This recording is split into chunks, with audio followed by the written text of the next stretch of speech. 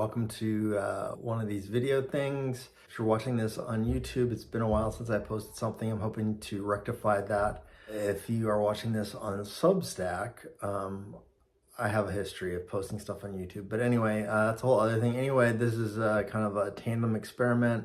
I'm looking to get back to making a lot more videos and then also sort of like experimenting with some functionality on Substack. But anyway, that's not the point of this video. The point of this video is if you are unfortunately diagnosed with a brain tumor, brain cancer, whatever you want to call it, certainly one of the top questions that you have in mind is where to get your care.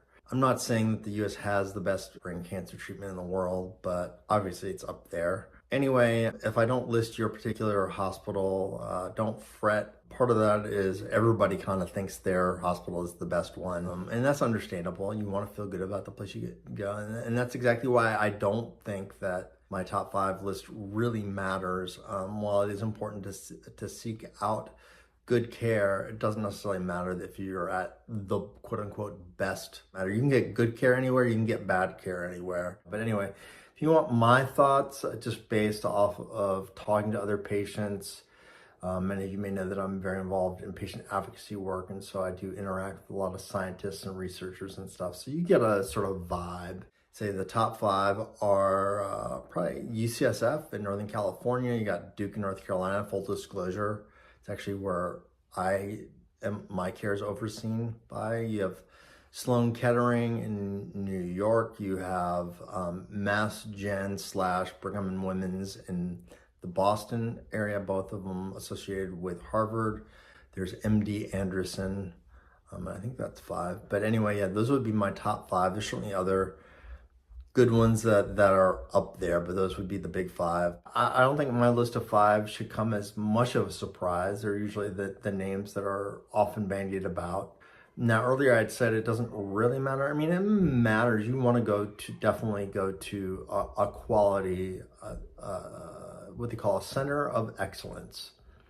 And so what you're looking for is actual neuro-oncologists, one, hopefully, if you can get access to it. But if you don't have access to the most excellent center for brain stuff, there's a lot of options.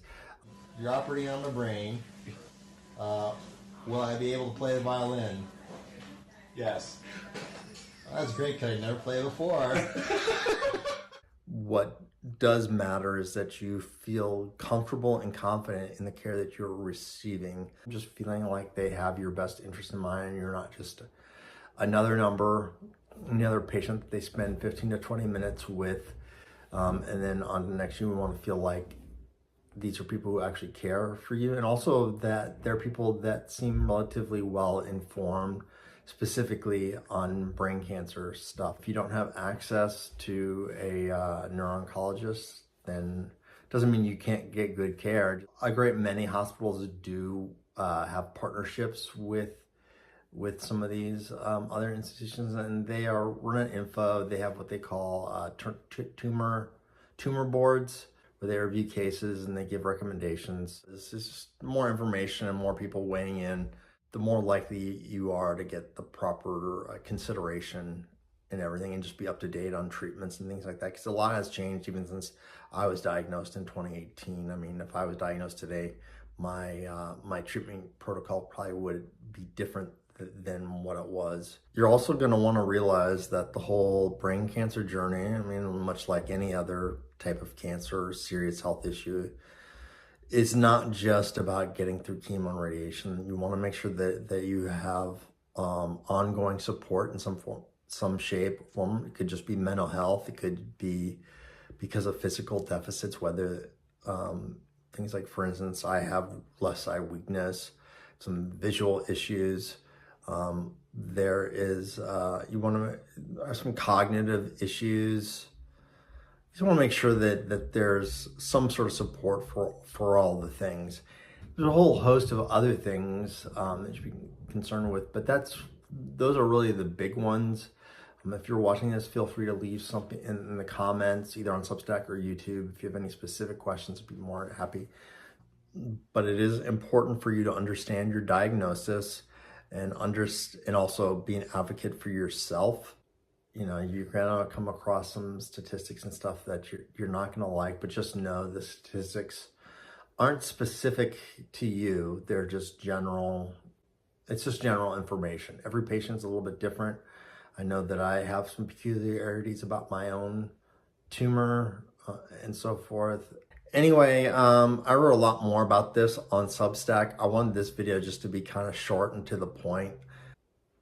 Anyway, this post is largely just sort of more of a technical test.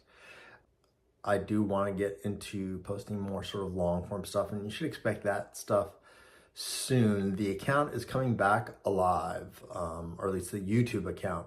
Anyway, at the end of this video, I want to just throw up a graphic of some things that if you have been diagnosed with a brain tumor, you may want to look into.